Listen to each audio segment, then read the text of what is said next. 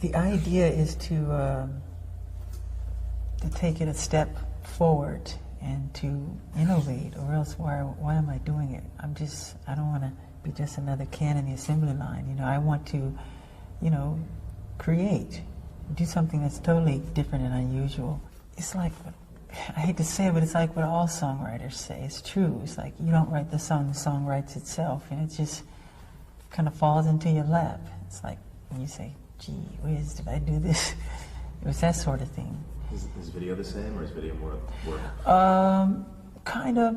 I think so. It's a cousin of the same creative, you know, intent. I think you let it create itself. Really, I know I do.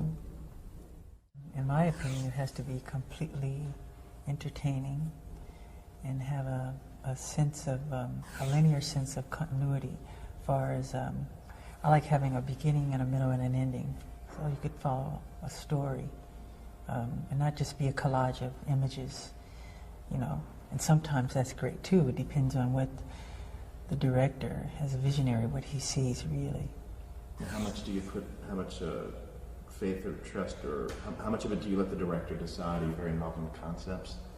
Oh, I'm very much involved in complete making and creating of the piece. I mean, it has to be from, you know, my soul. Usually, you know, it's an interpretation of the music, so I would think so, yes. But you know, I'm hearing a radio next door, by the way, so I just picked the wrong time to start cranking the tune. Did you hear that? I love working with John Landis because we laugh a lot. We're never serious on the set. So it's fun working with John because I get to throw water balloons and stink bombs and everything at him. That's a ritual for me. After we wrap on each video, I throw a lot of stuff at everybody. So that's fun. That's awesome. How did you first meet John? I met John right before doing Thriller. I called him on the phone. I think he was in London. And I told him what I wanted to do and what the concept was. And we came together and we wrote it, the two of us. Now, when you were talking concept with him, did you envision it as being a movie or a music video? Because it seems it's more of a film. No, my idea was to make a short film, you know, with conversation in the beginning and make that kind of linear and to bookend it with conversation at the end. But John and I, because he's such a fun guy, I really love working with him. We just sat together and chemistry, it started working, you know. He's fun. Do you remember, were you a fan of horror movies in particular? Believe it or not, I'm afraid to watch scary movies. Honestly, I don't quite like to watch them very much. I never thought I'd be involved in making that sort of thing, but I am. Cool. And what, I mean, the two movies that, you know, well, there's the werewolf scenario at the beginning, and there's The Night of the Living Dead Dance. Did you see any of those movies? No. I did see An American Werewolf in London, which I thought was really fun. I hadn't seen the classic werewolf one. When was the last time you saw Thriller? Gee, I don't know. I thought about watching it again, but I don't, because I don't want to scare the children. My idea, I always try to be a pioneer and an innovator in whatever I do, and my dream was to always make, you know, short little films, because I'm a big fan of the Three Stooges. And I love watching Curly, who I think is wonderful. And they make these like 15-minute shorts. And I said, gee, I would love to do something like that one day, you know, with a linear story. So this was my opportunity. Rod Temperton, who wrote Thriller, that was one of the first raps, actually. He thought of having a rap at the end of it. And we called up Vincent Price, and he says yes right away. So Rod was taking the taxi from his hotel, he's a German fellow, from his hotel to the studio, and he wrote it within transit, and he did a great job. Did you ever meet Vincent or get to? Yes, I've known Vincent Price since I was 11. And first time I met him, it was at NBC Studios, and he said, come here, like that, in his kind of gruesome voice. And I started to cry, because I thought he was serious. Because I used to see him by turning the channels and those kind of, I think he was in The Raven and the House of Wax or something. So he scared me. And was there any talk of trying to get him actually in the video? Or Pardon? to actually get him physically in the video? No, there was never any talk about that, no. Okay, and some of the dialogue, we were watching the video earlier, and do you remember any of the dialogue from the scenes? Anything that jumps out at you from the film at the beginning with all of From Thriller? Yeah.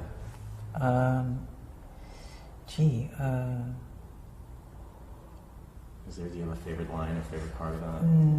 Because we were all...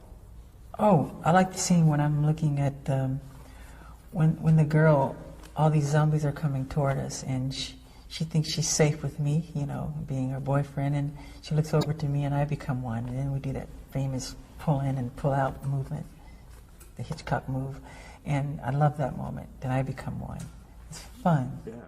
It was a delicate thing to work on because I remember my original approach was, how do you make zombies and monsters dance without it being comical? So I said we have to do just the right kind of movement so it doesn't become something that you laugh at, but it just has to be, you know, take it to another level. So I got in a room with Michael Peters, and he and I together kind of imagined how these zombies should move by making faces in the mirror, and I used to come to rehearsal sometime with monster makeup on, and I loved doing that. So he and I collaborated, and we both choreographed the piece. And I thought I should start, you know, like that kind of thing. Then go into this kind of jazzy step, you know. It's awesome because it kind of gruesome things like that, you know. Not too much ballet or whatever. Right. It has that stiff movement to it. Yeah. You know, the length at that time, a 14-minute video, was pretty much unheard of. Were you worried at all that? No, because I knew if we did something with substance and content that people would watch, and it had great entertainment value, and if it held you, I knew we'd be okay, and that was the idea, you know. When you made the video, when you were making it, when you finished it, did you realize just what you'd accomplished, that this was going to be this groundbreaking?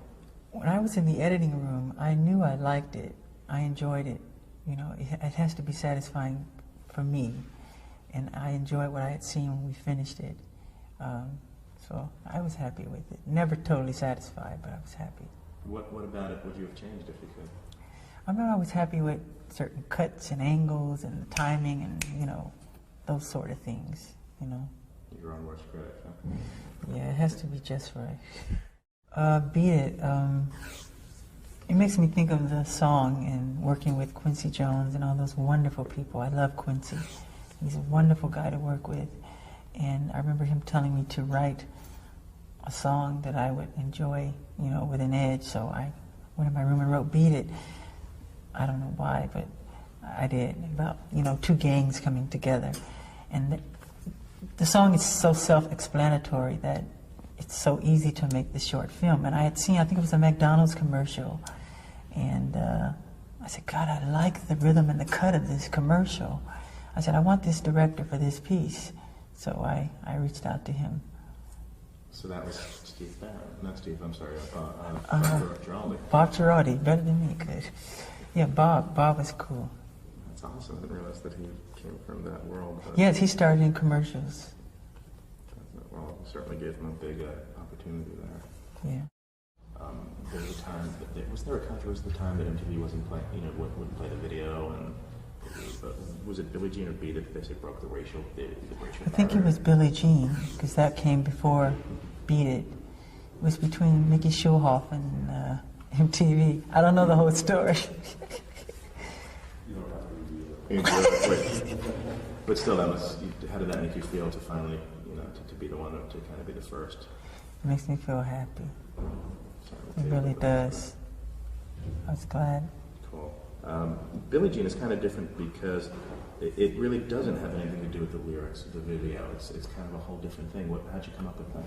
It's kind of surreal and it's different. I didn't come up with that concept. It was, I think, a British fellow. Steve Barron. Yeah, Steve Barron. He just had all these different and I thought he had wonderful ideas, but I let him go with it. The only part I wrote in the piece was I said, I just want a section. I said, give me a section where I could dance a little. Because he said no dancing in the whole piece. He said, no dancing. I said, just give me one little moment. So that whole section where you see this long street and this billboard of these two girls, one of them is Billie Jean and I'm dancing. That's the only part I contributed. I wanted to do a dance number where I told my sister Janet, I said, you remind me of a Black Panther. I said, why don't you do something where you transform into a Black Panther and you transform into yourself again? She said, I like it, but she didn't go with it. Because the two of us, we always think alike. So I told her I was going to do it, so I did it. And in the dance, I said, I want to do a dance number where I can just let out my frustration about, injustice and prejudice and racism and bigotry. And within the dance, I just became upset and I let go, and that's what happened. And I think at the time, people were concerned about the violent content of the piece, but it's like easy to look at. It's simple.